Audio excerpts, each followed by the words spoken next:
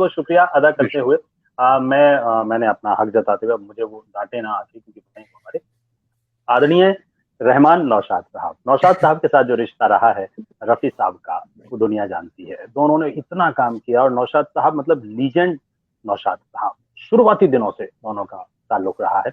और आज हमारे साथ में आदरणीय रहमान नौशाद साहब, जो उनके सुपुत्र हैं, खुद बहुत अच्छे एक्टर और फिल्म डायरेक्टर हैं।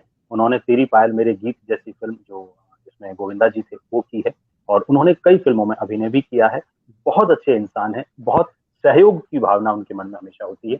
मैं ऐसे रहमान नौशाद साहब को बहुत मन से, बहुत दिल से स्क्रीन पर आमंत्रित। सर, बहुत बहुत स्वागत आपका रहमान साहब जी। बहुत बहुत शुक्रिया। और वालेकुम सलाम। और रवि साहब, यादव साहब, आपका भी शुक्रगुजार है। और आप सबको और फुजेल साहब को खास करके हम दुआ देते हैं, दिली दुआ देते हैं कि भाई जो मोहम्मद रफी ये अपने म्यूजिकल इंस्टीट्यूट जो बनाया है, पहले भी कह चुके, खुदा आपको इतनी कामयाबी दे कि आप तसव्वुर भी नहीं कर सके। आमीन, आमीन, आमीन, और दूसरी बात हम ये बोल रहे हैं कि भाई एक्चुअली हमारा लेट आने का प्रोग्राम था, 12 बजे रात को 1 बजा था, तो हमने लाइव रिकॉर्ड करके वो भेजा था। फुजेल साहब ने देखा होगा, फिरदौस जी को भेजा था, तो उन्होंने कहा वो दिखा देंगे। अब हम ये है कि वो दिखाइए, तो हम मुख्तसर सा बोल देंगे, क्योंकि हमको थोड़ा सा थकन हो है, क्योंकि हम पनवेल के आगे से सफर करके आ रहे हैं। अरे बाप रे, लग रहे हैं सर, लेकिन आप बहुत फ्रेश लग रहे हैं। बहरहाल हमको जो बोलना है, रफी साहब का मामला है, अंकल तो बोलते थे, हम अंकल बोलते थे, बचपन से उनके गोद मिली और परवे उनके सामने बड़े हुए।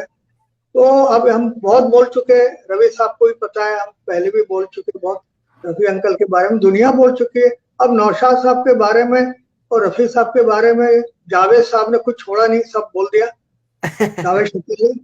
तो अभी हम तो इतना बोलेंगे कि नौशाद साहब के और रफी साहब के जो गाने थे उसके बारे हम जिक्र नहीं करेंगे, क्योंकि वो पब्लिक को डिसाइड करने दी है। I want say anything. लेकिन जो डूब के गाते थे, वो उनके 2 गाने जो हमको बहुत पसंद है और दिल को लगते हैं, जो डूब के उन्होंने गाया।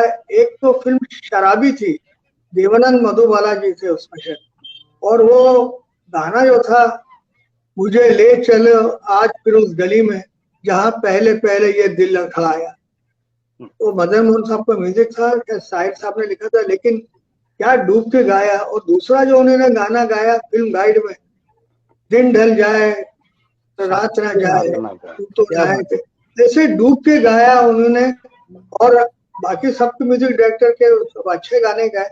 लेकिन अब हम दूसरा रफी साहब का बताएंगे, बाकी तो सब बोल चुके कि नौशाद साहब के साथ उनका 1946 से हुआ पहला सोलो, उन्होंने अनमोल घड़ी में गवाया, तेरा खिलौना टूटा वाला के नौशाद साहब ने। और संघर्ष था, यानी कि ऑलमोस्ट 3.5 डिकेड साथ रहा। और अब एक बात और बता रहे हैं, उन्होंने आखिरी गाना नौशाद साहब के साथ जो गाया वो यूट्यूब में है, फिल्म हब्बा खातून के लिए, अली सरदार जफरी का लिखा हुआ, जिस रात के ख्वाब आए वो ख्वाबों की रात आई, शर्मा के झुके नजरें फोटो में वो बात आई। ये फिल्म रिलीज हुई, खाली गाना जी। अच्छा, अब आपको हम ये बोल रहे हैं आगे कि तो मोर देन 3.5 डिकेड उन्होंने काम किया। और ऐसा वक्त आया कि जब हम बड़े हुए, पहला जब ब्रेक मिला हमको एज डायरेक्टर, तो रफी अंकल ने हमारे सर पे हाथ रखा और उन्होंने एक गाना गाया जो हमारे लिए बड़े से बड़े, यानी ऑस्कर अवार्ड से भी कम नहीं है। वो नैया मेरी चलती जाए, हमारी पहली फिल्म थी माय फ्रेंड, नैया मेरी चलती जाए, सहारे तेरे बढ़ती जाए, कभी तो मुझे पार लगा दे। क्या बात है। और यही एक फिल्म है जिसमें नौशाद साहब और असर जयपुरी साहब टीम हुए थे। अच्छा, अब हम रफी साहब के मिजाज के बारे में कुछ बोल रहे हैं, बताना चाहते हैं। वो इतने खामोशी से बात करते, गुफ्तगू करते थे कि नजदीक जाके सुनना पड़ता था।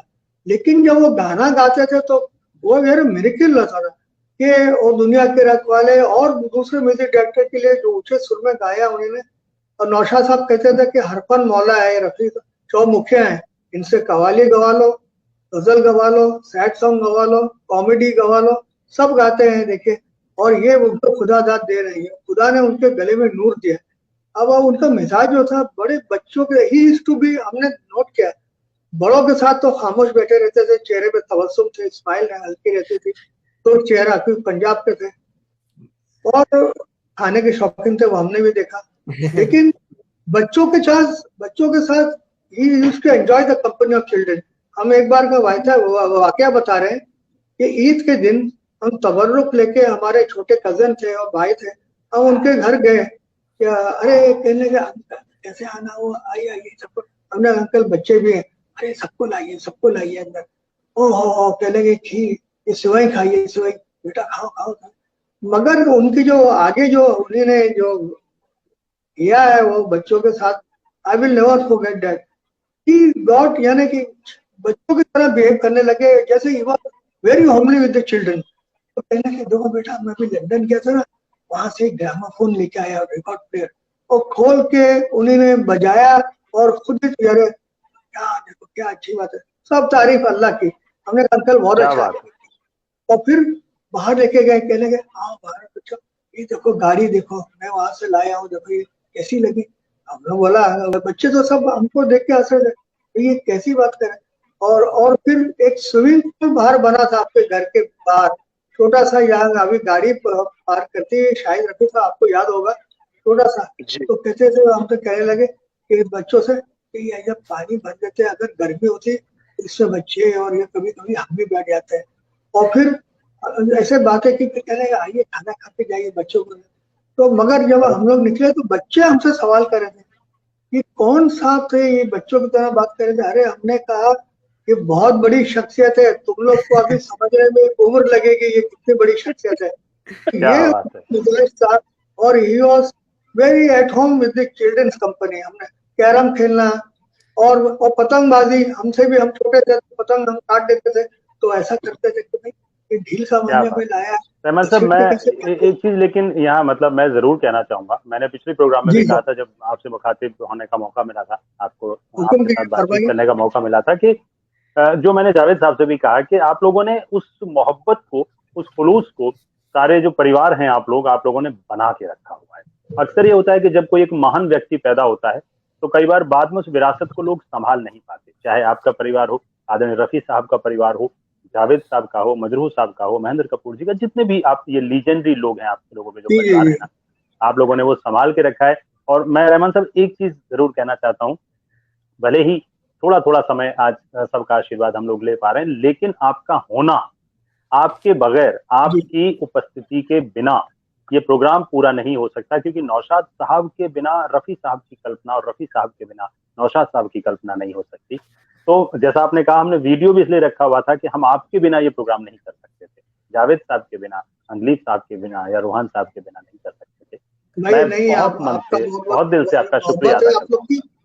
नहीं, शुक्रिया हम भी आप लोग का अदा करते हैं कि हमको मौका दिया। रफी अंकल के बारे में बोले हैं, जो उनका ऐसा सिंगर ना पैदा हुआ ना पैदा होगा सदियों तक।